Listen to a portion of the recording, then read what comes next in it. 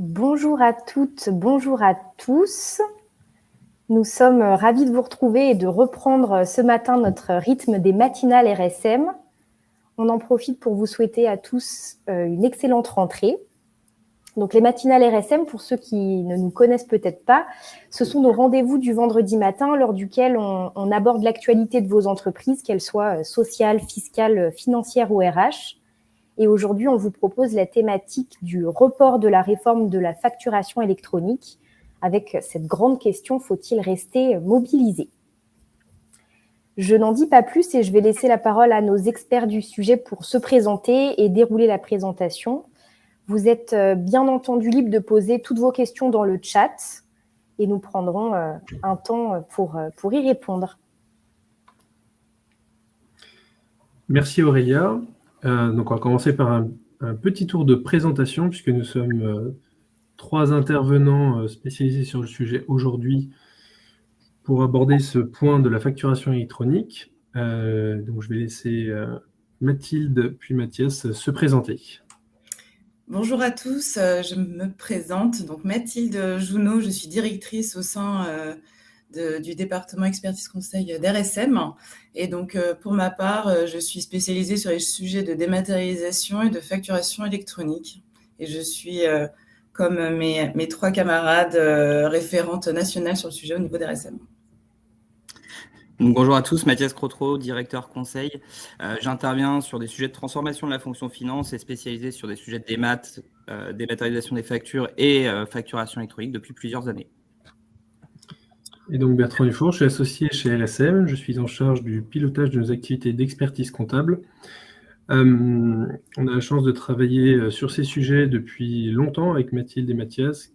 Comme il l'évoquait, ils travaillaient déjà sur des sujets de facture électronique, de dématérialisation des flux depuis de nombreuses années, puisque ce n'est pas des sujets qui sont nouveaux. Pour certains, ça fait une dizaine, voire plus d'années que les sujets sont enclenchés. Ce qui a changé, c'est qu'il y a des obligations réglementaires qui viennent rendre tout cet attirail obligatoire. Et on sait qu'en France, tant que ce n'est pas obligatoire, on a du mal parfois à convaincre.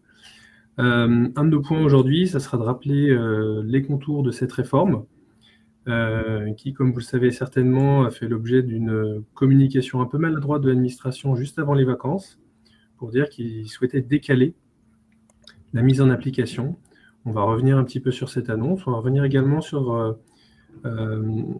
les contours de la réforme et ce qu'il faut en attendre au-delà d'une obligation réglementaire, à savoir en quoi ça peut permettre de venir booster la performance de votre entreprise, de vous préparer en amont et de prendre d'ores et déjà les bons réflexes ou les bonnes directions.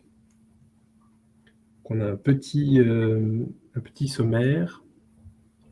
Voilà, donc on va vous rappeler la réforme et ses enjeux, partant du principe que l'objectif n'est pas de le présenter de manière complète. Le jour où l'annonce a été faite, on était avec Mathilde en train de présenter la réforme pendant une demi-journée. On a évoqué le fait qu'il y avait un risque que ce soit déplacé, décalé, et en rentrant, on a vu que c'est décalé. Donc c'est des sujets qui peuvent être longs, donc on aura à cœur de vous en donner un aperçu structuré et utile. Et on va essayer de vous aider à définir des priorités sur vos actions à mener. Le fait que ce soit décalé, ce n'est pas forcément une mauvaise nouvelle, parce qu'il y a un certain nombre qui n'étaient absolument pas partis sur ces sujets. En France, on aime bien attendre que tous les textes soient terminés pour avancer. Nous, notre conviction, c'est que ce n'est pas le texte qui crée l'opportunité de cette évolution et de cette réforme, et qui a des gains d'efficacité et de modernisation de votre entreprise à mener d'ores et déjà. Puis c'est la rentrée, on sait bien qu'à la rentrée, on aime bien prendre des bonnes résolutions, donc ça peut être le moment. Donc on essaiera de montrer également en quoi, dans un environnement où l'argent commence à coûter cher, où le cash management, donc tout ce qui va être pilotage du besoin en fonds de roulement, la relation bancaire, deviennent des axes totalement stratégiques. On a été habitué à des taux à 1% qui ont rendu ces sujets un peu moins stressants. Aujourd'hui, on est dans un environnement totalement différent, où on est sur un axe de levier clé pour l'entreprise. Et comme l'évoquait du coup Aurélia, on aura à cœur de répondre à vos questions au fur et à mesure de notre présentation, et pour certaines, on les prendra à la fin. Donc n'hésitez pas d'ores et déjà à participer dans le chat et à nous soumettre vos interrogations. On va commencer par un petit sondage, puisqu'aujourd'hui on a un certain nombre en ligne. Là, vous êtes 122 et on avait à peu près 300 inscrits. Donc Mathias vous a mis un petit sondage que vous voyez sur le côté droit de votre écran, de manière à savoir un petit peu votre niveau de maturité, si je puis dire, sur ces sujets. On vous a mis 2 questions. On vous laisse quelques secondes pour venir y répondre. Donc, première question, êtes-vous à l'aise sur les contours de la réforme? Est-ce que ça vous paraît très, très clair? Et où en êtes-vous sur votre projet? Donc, le projet étant mise en place de la facture électronique au sens large. Alors Mathias, si tu peux nous dire si tu as des taux de réponse qui permettent de partager les... On va justement, ce qu'on s'était dit, c'était de laisser un peu le temps des personnes de répondre et de continuer peut-être à avancer sur la présentation, et on reviendra sur le sondage à la fin de la présentation du rappel de la réforme, si ça te va. Ça me va totalement. Parfait. On va passer au slide suivant du coup. On va rentrer dans les phases sur tout ce qui est rappel de réforme. Donc, je vais laisser la parole à Mathias pour vous faire un rapide brief. Donc, sur le calendrier initial qui avait été défini par la DGFiP, donc on avait plusieurs étapes. Tout d'abord, l'ouverture du développement du portail public de facturation à partir de janvier 2023 et de la PDP, des différents développements de PDP à partir de janvier 2023. Excusez-moi, j'ai dû courir pour mon chargeur. Mathilde, tu veux prendre la suite? Oui, bien sûr. Donc, sur le calendrier, donc on avait un calendrier initial 1er juillet 2024 avec une obligation d'envoi pour les grandes entreprises et de réception de ce fait pour l'ensemble des entreprises. Je réinsiste bien sur ce sujet-là parce qu'on constate souvent on pense souvent que le premier jalon, c'était juste pour les grandes entreprises. Et non, c'est effectivement en réception pour toutes les sociétés. Donc, toutes les sociétés à cette date-là doivent avoir, lorsque du coup, on aura la date de démarrage, toutes les sociétés, qu'elles soient TPE, PME ou ETI, auront l'obligation d'avoir une solution et d'avoir fait le choix au niveau de la plateforme de l'État, d'avoir du coup déclaré quel était l'outil utilisé. Est-ce que c'était la PPF, une OD ou une PDP? 1er janvier 2025, c'était l'obligation d'émission pour les ETI et 1er janvier 2026 pour les PME et les TPE. Le décalage, on a une estimation, ce qui se dit, mais c'est rien d'officiel, ce serait un décalage de 6 mois à 1 an pour l'instant sur les éléments que l'on a de contexte. Alors juste Mathilde, j'ai entendu des termes un peu techniques, tu as parlé d'OD, de PPF, de PDP.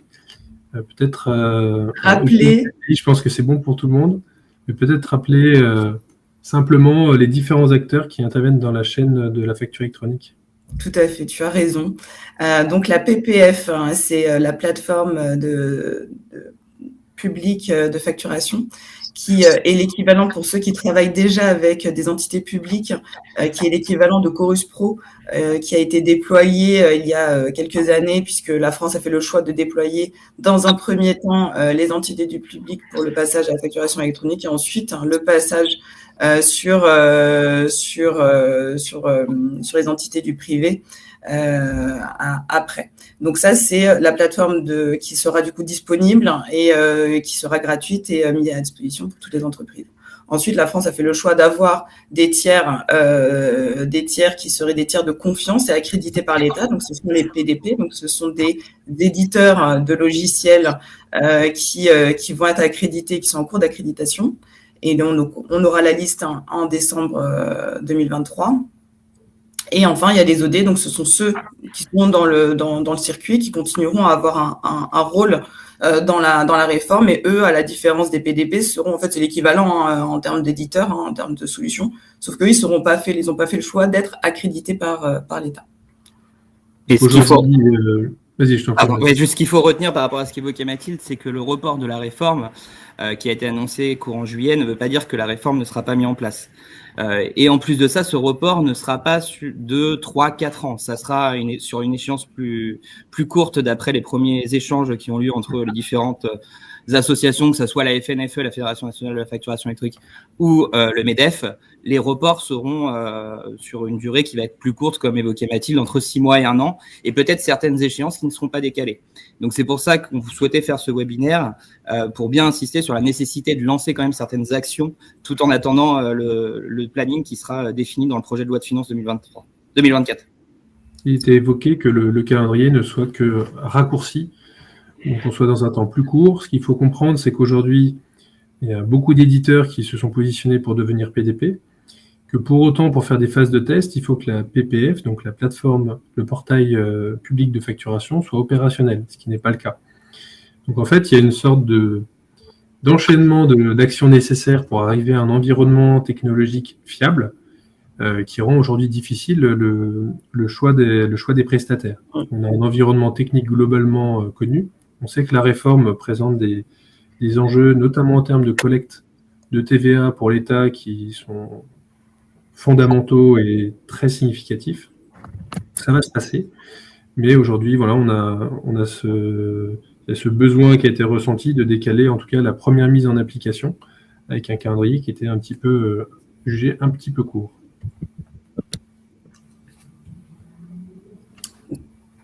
Donc là, rapidement, sur le rappel de la réforme, donc il faut bien prendre en considération les 3 éléments de la réforme, et on parle tout le temps de facturation électronique, et c'est un peu réducteur par rapport en fait à l'ampleur de ce qui nous attend. Donc ce qu'il faut retenir, c'est la partie facturation électronique, le invoicing, en émission et en réception pour toutes les opérations entre B2B, donc domestique, ce qui signifie aussi également entre assujettis localisé en France. La fréquence d'envoi du invoicing, c'est comme aujourd'hui, hein, ça sera sur le rythme de facturation de la société. L'autre aspect, c'est la partie e-reporting. Donc, le e-reporting concerne toutes les transactions qui ne sont pas concernées par le invoicing.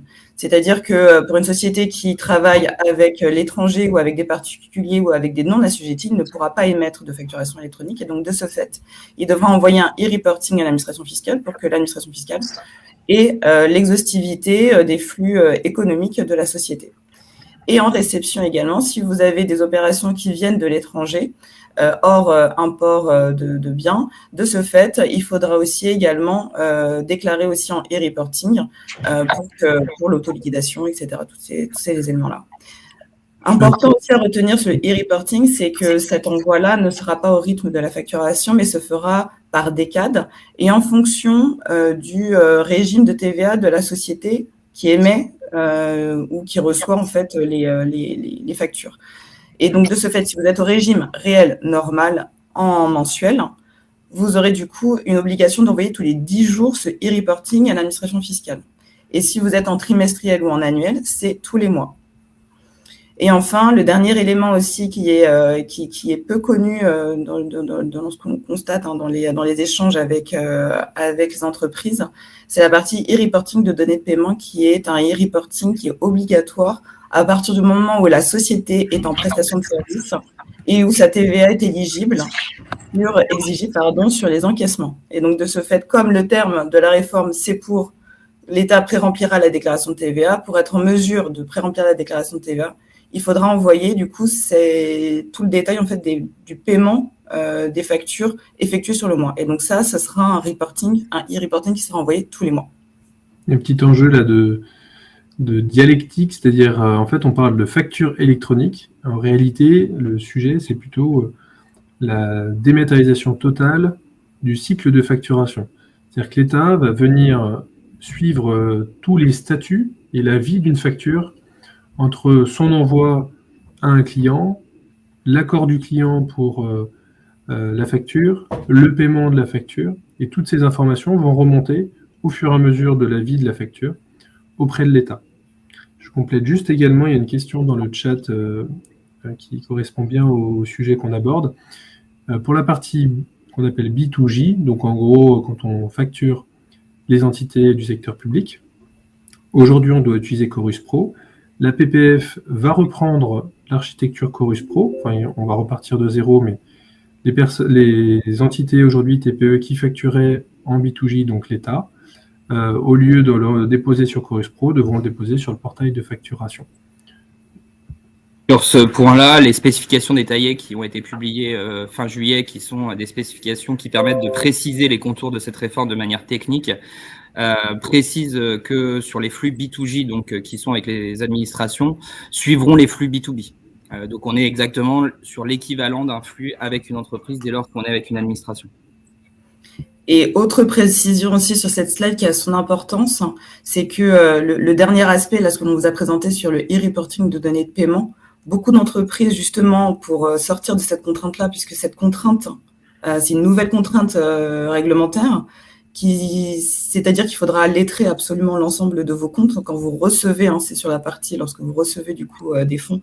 Et si vous n'arrivez pas aujourd'hui à lettrer, si vous avez beaucoup d'encours de lettrage et que vous avez des difficultés, demain, en fait, il y a beaucoup d'entreprises qui se posent la question pour s'affranchir complètement de cette obligation-là, de passer, d'opter sur les débits, les entités juridiques et de savoir quel est l'impact cash, justement, que ça a de passer les sociétés, les entités juridiques sur les débits pour s'affranchir de ce e-reporting données de paiement.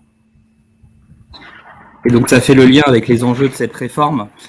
Donc, l'enjeu fiscal que vient d'évoquer Mathilde sur la TVA sur encaissement et aussi d'autres enjeux fiscaux pour bien identifier toutes les spécificités de TVA que vous avez aujourd'hui dans votre entreprise.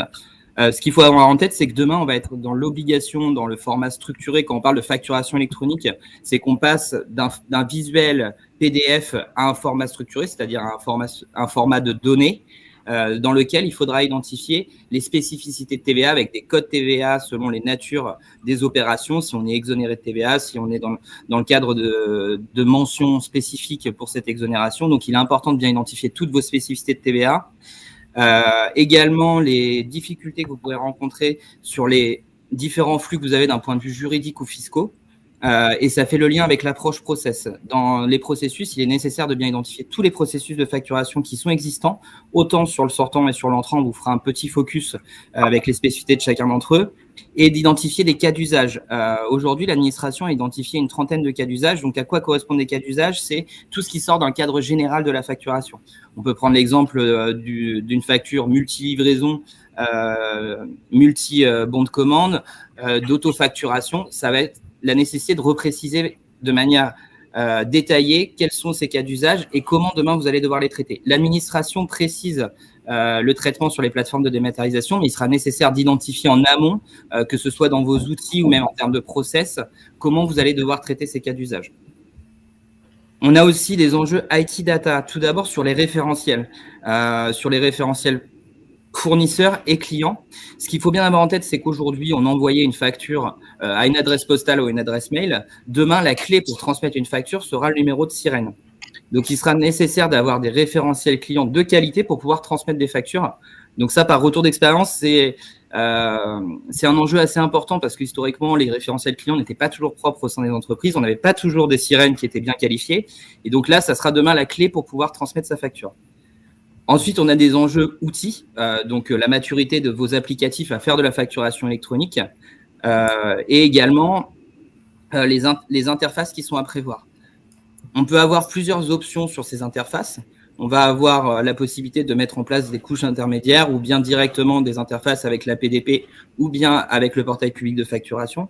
Même si ces interfaces avec le portail public de facturation aujourd'hui manquent de précision, contrairement à ce qu'on a pu connaître sur Chorus, où les API étaient nettement plus ouvertes au lancement, du fait de l'architecture en Y qu'a fait le choix qu'a fait l'administration d'avoir à la fois la plateforme publique et des plateformes privées. Aujourd'hui, ils ont plutôt focalisé les développements et les spécifications sur les échanges avec les plateformes privées.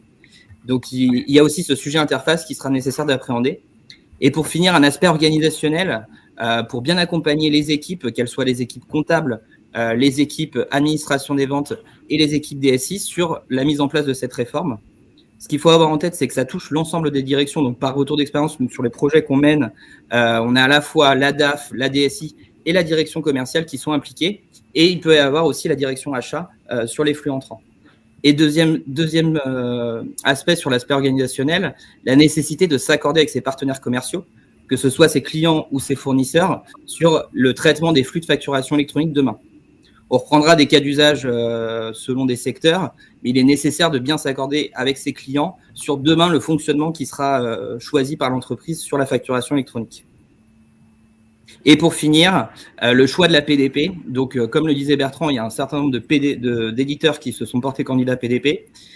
Chacun a ses spécificités, qu'elles soient sectorielles ou en fonction de la taille de votre entreprise. Donc, il est nécessaire de choisir la PDP qui soit la plus adaptée à votre entreprise et aussi réfléchir quand on est au sein d'un groupe sur l'opportunité d'avoir une PDP qui soit pour l'ensemble des activités.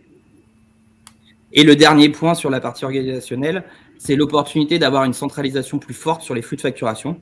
Historiquement, les activités, quand on était au sein d'un groupe, étaient assez autonomes sur la facturation avec des services ADB qui répondaient plutôt aux activités ou aux BU. Là, demain, on a l'opportunité d'avoir une vision centrale sur la facturation.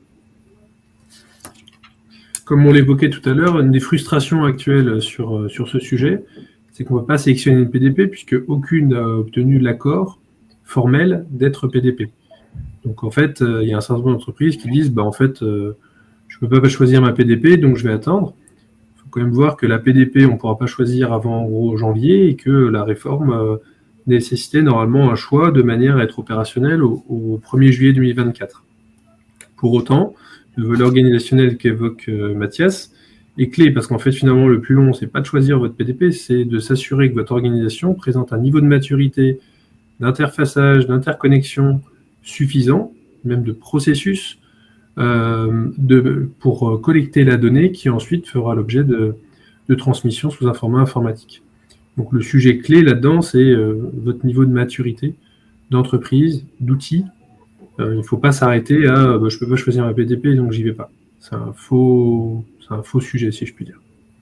Exactement, et du coup, je fais le lien, effectivement, que vous a laissé un peu plus de temps pour répondre au sondage. Je vais m'y accrocher justement pour pouvoir vous présenter cette slide-là sur un peu les priorités et les craintes aujourd'hui des entreprises sur cette réforme. Donc, sur la question, êtes-vous à l'aise sur les contours de la réforme ? Vous êtes donc en répartition pas du tout à l'aise pour 13% d'entre vous, un peu à 37% d'entre vous. Je veux m'actualiser pour 40%. Et enfin, je suis à jour pour 10%. Donc, c'est vrai qu'aujourd'hui, qui plus est, on n'est pas aidé par l'État puisqu'on a des évolutions assez régulières sur le sujet. Donc, c'est vrai que il y a une nécessité de se mettre à jour et de s'actualiser pour pouvoir faire les bons choix dans le futur. Et enfin, du coup, l'autre question, donc, où en êtes-vous sur votre projet ?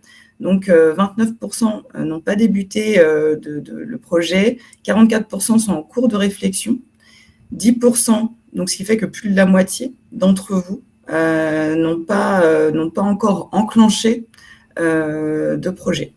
Et enfin, du coup, on a 10% qui ont fait ou qui sont en cours de rédaction là, de l'établissement du diagnostic de l'existant, et 17% sont au niveau du choix de la plateforme. Donc, c'est vrai qu'on constate, et de toute manière, c'est le constat que nous aussi, on a fait à notre niveau et avec l'ensemble des missions qu'on a pu faire. Les entreprises n'avaient pas encore, et les groupes n'avaient pas encore forcément j'exclus les grandes entreprises exprès, mais les ETI et les PME n'ont pas, pour la majorité, passé encore et compris tous les enjeux de la réforme et qu'est-ce que ça va impacter. Et du fait du décalage de cette réforme-là, ça va vous permettre justement de prendre le temps, par rapport à tout ce que Mathias vous a expliqué sur les enjeux, de prendre le temps de décomposer l'ensemble de ces enjeux-là pour pouvoir les mettre en application sur vos groupes, vos entreprises et justement par rapport aux principales priorités que l'on constate aujourd'hui dans les groupes et les entreprises que l'on accompagne. C'est aujourd'hui, vous êtes en priorité, il y a un enjeu en fait de répondre à la réforme et d'être en conformité avec cette réforme-là, tout en ayant et en profitant justement de cette réforme-là pour pouvoir optimiser les processus et justement remettre à plat. Ça permet aussi de remettre à plat toute l'organisation et d'améliorer peut-être les décisions qui avaient été prises d'organisation il y a quelques années, de remettre à plat avec une organisation qui sera différente, et notamment par rapport aux enjeux complémentaires qu'il y a et aux impacts organisationnels que va avoir la réforme. Ensuite, il y a aussi il y a un aspect aussi d'identifier en fait le meilleur partenaire, parce que comme l'a indiqué Bertrand, il y a beaucoup d'éditeurs qui communiquent. On est tous presque harcelés de mails, de coups de téléphone d'éditeurs qui veulent nous vendre leurs solutions. Aujourd'hui, il y a un écosystème qui s'est créé avec des anciens acteurs, des nouveaux acteurs, avec des fonctionnalités qui, in fine, vont être probablement différentes. Et donc, le fait d'analyser justement vos flux, vos besoins, votre organisation, de définir l'organisation cible, permettra justement d'identifier vraiment le meilleur partenaire. L'autre priorité, c'est d'intégrer, lorsqu'on est dans un groupe de société, c'est vraiment d'intégrer l'ensemble des entités juridiques à la même échéance, parce qu'en général, dans un groupe, on va avoir de l'ETI, on va avoir de la PME, et donc c'est vraiment de lancer tout le monde au même moment. Mais pour tout cela, en fait, il y a des difficultés qui ont été identifiées justement juste avant le décalage de la réforme. C'est qu'il y a un vrai manque de temps, en fait, pour lancer l'ensemble des optimisations, puisque c'est vraiment des changements profonds pour certains groupes, puisqu'il y a des organisations qui sont décentralisées, des outils qui sont vieillissants. Et donc, de ce fait, la marche à franchir est tellement énorme par rapport en fait au délai donné par l'État. C'est du coup, il y a eu des options de raccourci, de se dire on va faire plus petit, on va être moins ambitieux sur la refonte de la réforme. Il y a aussi un sujet de manque de visibilité quant au développement des éditeurs, savoir Mathias, tu parlais justement de tout ce qui était flux, les API, etc., qui va faire quoi, etc. Et la liste des PDP qui sont non communiqués aujourd'hui à date. On va essayer d'accélérer un petit peu, parce je vois qu'on a des questions qui arrivent. Donc on va juste faire un petit focus sur comment on mène ce type de projet. Parce qu'en fait, la difficulté, c'est-à-dire que quand on en parlait avant qu'on sache que ça soit reporté, on disait qu'on était déjà dans un délai qui était court par rapport à la plupart des projets là-dessus. Et en fait, tu parlais de modernisation. Et si je prends l'exemple juste des terminaux de paiement pour les commerçants, aujourd'hui, on sait qu'il y a entre 30 et 40% des commerçants qui ne sont pas équipés d'un logiciel de caisse adapté qui permettrait de faire ne serait-ce que les transmissions correctement. Et donc, on a effectivement des sujets de transformation profonde d'entreprise à mener. Combien de temps ça prend classiquement de mener ce type d'action, Mathias ? Alors, on est sur des projets qui vont être entre 3 mois et 1 an et demi en fonction de la taille de l'entreprise, mais aussi de la complexité des flux. C'est pas parce qu'on est une PME que le projet prendra 3 mois.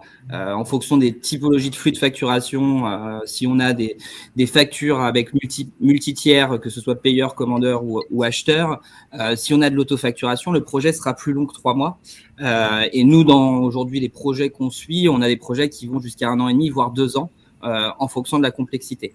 Et par rapport à ce que tu disais, Bertrand, sur la publication des textes, au vu des délais, on ne peut pas attendre que le BOFIP, l'ensemble des textes soient publiés, surtout qu'on voit que c'est assez mouvant, notamment dans la dernière version des spécifications détaillées qui a été publiée. Il reste un certain nombre d'incertitudes ou même des coquilles à certains endroits, donc l'État n'est pas prêt pour sortir l'ensemble des textes qui est lié à la facturation électronique. Donc, ce que aujourd'hui nous on fait sur les projets qu'on mène chez nos clients, c'est qu'on a des approches itératives avec la prise en compte des nouvelles versions de spécifications détaillées. On sait que les bases qu'on prend aujourd'hui peuvent évoluer au long du projet et on s'adaptera notamment sur tout ce qui est le format sémantique, donc le format structuré des données. On sait qu'il y aura des adaptations et ça, faut l'accepter. Mais il faut pas attendre d'avoir la publication des textes pour lancer son projet et en plus de ça, pour bénéficier d'optimisation et pas voir la réforme que comme une contrainte, mais plutôt comme un levier d'optimisation, il faut lancer son projet dès maintenant. Et en priorité, du coup, il faut travailler sur quoi ? Alors, en priorité, c'est vraiment la définition de la trajectoire. Donc, dans cette définition de la trajectoire, c'est ce que évoquait tout à l'heure Mathilde, le diagnostic de l'existant, bien être en capacité d'identifier quels sont nos process de facturation, quel est notre niveau de qualité du master data. Donc, quand on parle de master data, c'est vraiment les données qui sont sur notre facturation. Quel est le niveau de qualité aujourd'hui dans nos outils de ces données de facturation? Est-ce qu'on fait encore de la facturation Excel, de la facturation Word? Dans un certain nombre d'entreprises, c'est encore le cas. Le cas échéant, il va falloir évaluer dans quelle mesure on peut l'adapter avec la facturation électronique. Il y a plusieurs options qui peuvent être envisageables. On met en place un outil ou bien on aura un OCR, donc c'est-à-dire une reconnaissance automatique dans la PDP et on sera sur un flux très manuel ou dans le portail public de facturation. Ensuite, il y a aussi la maturité de nos outils, c'est-à-dire aujourd'hui, est-ce que mon outil que j'utilise pour la facturation est à jour? Est-ce que je suis sur la dernière version de l'éditeur? Si c'est le cas, on peut se rapprocher de l'éditeur pour savoir s'il sera en capacité d'émettre de la facturation électronique. Et si ce n'est pas le cas, quelle est la marche à franchir pour passer sur la nouvelle version. Et ensuite, une fois on est bien au clair sur son existant, que ce soit sur la partie outils, process, référentiel et architecture SI, on peut identifier les scénarios qui sont envisageables. Il y a plusieurs options que j'évoquais en introduction, que ce soit la partie interface, mais aussi la partie plateforme de dématérialisation. Il n'y a pas que les PDP, il y a aussi les opérateurs de démat et le portail public de facturation. Donc, quelle est l'option la plus appropriée à son organisation? Et ensuite, l'arbitrage de ces options pour pouvoir lancer le choix de l'outil si on est sur une plateforme privée, donc c'est-à-dire PDP ou OD, et ensuite toute la phase de mise en œuvre et d'accompagnement au changement des équipes. La partie accompagnement au changement est importante parce que l'objectif, c'est d'optimiser les processus. Donc, les process vont évoluer. Et surtout sur une population d'administration des ventes qui, sur la partie facturation sortante, qui n'est pas toujours habituée à faire une partie intégrante de projets au sein de l'organisation, étant donné qu'elles peuvent être assez isolées au sein des activités. Quand on est dans un groupe, et même quand on est au sein d'une PME, bien embarquer les personnes qui interviennent sur la facturation, que ce soit les opérationnels ou bien la comptabilité. Alors, est-ce qu'il y a des questions? On peut peut-être répondre maintenant si ça te va, Bertrand. Est-ce qu'il y a des différences du coup, juste pour donner un petit enjeu méthodologique, si je puis dire. Donc, en général, ce qu'on fait, c'est qu'on décompose par flux. En fait, on considère que l'entreprise est un environnement constitué de données et de flux. Et la proposition qu'on fait souvent, c'est d'essayer de les optimiser soit en sortie, soit en entrée. Et donc, sur ces deux enjeux, du coup, on a une approche qui est un petit peu différente. On peut se concentrer sur l'un ou sur l'autre ou sur les deux. Et ça permet en fait de reprendre en considération votre niveau d'équipement actuel par rapport à un objectif que vous vous fixez. Et pour compléter, Bertrand, cette approche par flux servira aussi à d'autres projets, que ce soit dans la mise en place de futurs outils, de restructuration d'activités ou de départements, et également dans la rédaction de pistes d'audit fiables, qui sera toujours obligatoire demain avec la mise en place de la facturation électronique. Donc ces travaux pourront être utilisés pour d'autres sujets. Et par rapport aux questions qui ont été posées, donc sur les avantages de travailler avec un OD ou passer en direct en direct à une PDP, donc ça c'est en fonction de votre organisation. Aujourd'hui, il y a des entreprises qui font le choix d'avoir uniquement un OD qui communique avec le portail public de facturation. D'un point de vue sécurité et responsabilité, il y en a plus côté entreprise que si on passe vers un acteur PDP. Donc ça, c'est vraiment adapté en fonction de votre maturité de l'organisation et de votre architecture informatique. Ensuite, dans une autre question, là j'en prends une autre. Bonjour, les entreprises individuelles sont-elles soumises à ces obligations? Oui, tout à fait. À partir du moment, en fait, la clé de lecture, c'est à partir du moment où vous avez un numéro sirène. Donc vous êtes immatriculé, donc c'est une société. Donc oui, vous êtes concerné. Donc vous serez concerné dans le dernier lot, c'est-à-dire PME, TPE. Mais en revanche, vous serez dans l'obligation d'avoir quelque chose à partir du démarrage de la réforme pour recevoir les factures des grandes entreprises. Et si on reprend là le tableau, du coup, Mathias, sur les étapes 1, 2, 3, 4, si on prend une PME classique, je sais qu'on a fait quelques missions là récemment, c'est combien de temps à peu près l'étape 1, l'étape 2, l'étape 3 et 4? En fait, vas-y, je t'en prie. L'étape 1, on peut la concentrer sur une période de 1 mois à 2 mois au sein d'une PME. Et ensuite, sur les phases de choix d'outils et de déploiement, c'est assez variable, mais on va dire qu'il faut partir sur une fourchette entre 1 mois et demi et 4 mois dans un délai moyen. Après, encore une fois, si on a une forte complexité de flux, ça peut évoluer. Et si vous avez aussi tout cela, il y a aussi les sujets de centralisation ou décentralisation. Est-ce que les flux sont centralisés, décentralisés, les responsabilités sont décentralisées ou centralisées? Tout dépend en fait de vos outils qui sont vieillissants, ou est-ce que vous êtes déjà vous avez un seul outil de facturation, un seul outil d'émission, enfin de réception, etc. L'architecture, votre organisation actuelle dépendra. Le délai, du coup, c'est ça qui va définir. En fait, ce qu'il faut comprendre, c'est que c'est un projet de transformation de l'entreprise avec des fonctions à qui on demande déjà beaucoup, souvent. Les fonctions finance, on leur a demandé ces dernières années de s'adapter à un nombre de réformes très significatifs. En ce moment, il y a la facture électronique qui s'est ajoutée, il y a des enjeux RSE également, il y a des enjeux de transformation digitale, donc il y a souvent beaucoup de casquettes et il peut y avoir un certain nombre de fatigue. Donc, c'est des projets dans lesquels l'accompagnement est primordial et l'analyse de l'existant, c'est également des enjeux d'interview, de discussion, de co-construction de projets d'entreprise, donc qui peuvent être très enrichissants s'ils sont faits au bon tempo. L'avantage également, c'est que cette étape 1 et l'étape 2, finalement, elle ne vous demande pas de savoir quelles sont les PDP existantes. C'est-à-dire que vous pouvez d'ores et déjà lancer ces étapes et le moment venu, travailler avec des éditeurs. On est très à l'aise sur le fait de dire que les grands éditeurs auront une solution à proposer, qu'elles soient en direct ou avec des partenaires. Donc, il ne s'agit pas d'attendre, de se dire, ça y est, les PDP, elles existent, on va se pencher sur le sujet. Cette approche-là, elle risque d'être plutôt dangereuse parce qu'en fait, elle va mettre en sourdine les enjeux de la transformation de votre fonction finance, qui va devoir travailler sur des nouveaux sujets. Et donc, il faut accompagner. Et en plus de ça, il y aura un goulot d'étranglement au moment de la publication de la liste des PDP. Donc, si vous lancez votre projet au moment où la liste a été réalisée, c'est-à-dire plutôt au mois de décembre, vous risquez d'être confronté à ce goulot d'étranglement.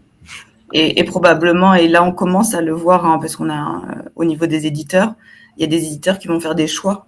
Et donc, potentiellement, il y a un éditeur qui va vous convenir par rapport à ses fonctionnalités, par rapport à votre besoin. Et probablement, il ne pourra pas répondre très clairement. Et du coup, vous devriez vous rabattre peut-être potentiellement sur une autre solution. L'ensemble des éditeurs, là, aujourd'hui, a des comités de sélection de réponse aux besoins de leurs clients toutes les semaines. Et ils commencent de plus en plus à prioriser. Et pour répondre juste peut-être, Mathias, à la dernière question. L'obligation de déclaration des paiements pèse-t-elle sur les fournisseurs prestataires ou sur le client bénéficiaire? Non, alors le statut qui a remonté, c'est le statut encaissé. Donc c'est sur l'entreprise qui est assujettie à TVA sur encaissement. Voilà, donc dans le e-reporting de données de paiement, c'est pas du tout la partie quand je paye mes fournisseurs, on ne le met pas dedans. Voilà, pour clarifier peut-être.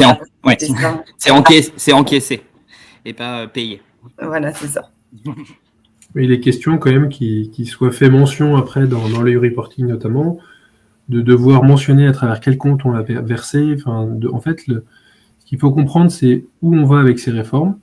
On va sur un angle plus large avec la réforme également sur la facture électronique au niveau européen, qui est censée se mettre en œuvre à partir du 1er janvier 2028, donc après-demain, si je puis dire. On a la chance en France d'être plutôt précurseur par rapport à ça, mais on est déjà en retard par rapport à d'autres pays européens qui l'ont totalement mis en œuvre, comme l'Italie, l'Espagne, le Portugal. Donc il y a cet enjeu de lisibilité des flux au niveau global, qui est très, très inscrit. Voilà, donc il faut essayer de comprendre ça dans cet environnement-là.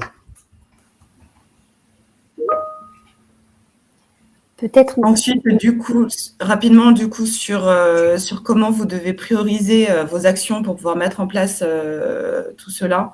Et donc, on l'a déjà expliqué justement pendant nos différents échanges, vraiment segmenter, séparer quand on parle de typologie de flux. C'est d'abord effectivement la partie entrante et la partie sortante. Donc, sur la partie entrante, il faut vraiment prendre le processus dans son ensemble, c'est-à-dire de l'engagement de la dépense jusqu'au paiement. Et là-dessus, on vous met quelques éléments de lecture, c'est-à-dire attention au référentiel de données, comme l'a indiqué Mathias. Est-ce que votre référentiel de données, il est à niveau et de qualité? Quels sont les différents formats de réception de vos factures? Est-ce que vous travaillez avec l'étranger? Est-ce qu'il faudra continuer à avoir un autre moyen de réception et gérer du coup des flux hybrides de réception.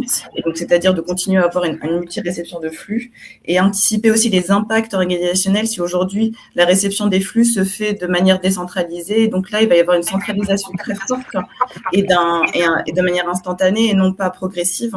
Et donc, il faudra vraiment anticiper tous ces choix-là. En termes d'exemples, pour vous donner vraiment de la structure là-dessus, c'est au niveau de l'industrie, lorsqu'on a du rapprochement commande-facture, la facture, elle est souvent traitée de manière manuelle et elle passe de l'entrepôt, etc., à la direction des achats. Donc, attention à anticiper tous ces éléments-là. Sur l'immobilier aussi, attention aussi à anticiper tous les flux que vous avez avec des tiers. Si vous avez des property managers, c'est comment j'organise demain mes flux. Ce sont des questions très importantes à se poser et vous avez maintenant le temps de pouvoir le faire. Vous avez un peu plus de temps pour pouvoir le faire. Donc, allez un peu plus loin justement dans vos analyses à ce niveau-là pour la partie entre autres. On va peut-être répondre aux questions du coup dans le chat. Je vais en prendre une. J'ai vu qu'il y a une question sur le reporting d'encaissement des acomptes, y compris sur des livraisons de biens. Donc là, ça fait partie des impacts un petit peu de la réforme, c'est que du coup, depuis le 1er janvier 2023, on est tenu de déclarer la TVA sur les acomptes reçus sur les livraisons de biens, ce qui n'était pas le cas avant, ce qui passe du coup par une facturation des acomptes et une déclaration de la TVA sur son paiement, ce qui simplifie énormément les choses, puisque classiquement, les livraisons on payait sur facture et c'est sur les acomptes, c'est sur le paiement de l'acompte. Donc oui, ça va faire partie de la réforme. C'est partie d'un certain nombre de cas d'usage sur lesquels il y a pas mal de littérature et en fait, le responsable de la Fédération de la facture électronique le dit bien en disant en fait, les contours sont assez simples, mais le diable est dans les détails et dès qu'on commence à regarder toutes les exceptions qui existent à la française sur des processus de facturation, des règles de TVA, des business particuliers. Là, je vois quelqu'un qui parle de la TVA sur marge, donc par exemple sur la vente de véhicules d'occasion. Là, on se rend compte qu'on est sur des cas d'usage complexes à intégrer dans des logiciels et dans des flux. Et notamment, je pense à la TVA sur marge, il y a bien un cas d'usage qui a été prévu par la DGFiP sur le sujet. Et donc, je fais le lien avec le diagnostic de l'existence et toute l'importance de lancer votre projet dès maintenant. Notamment, le sujet des factures d'acompte revient dans un certain nombre d'entreprises qu'on accompagne où la réforme du 1er janvier 2023 n'a pas été suivie. Et donc, il faut mettre en place aussi ces factures d'acompte et aussi l'impact sur la facture finale.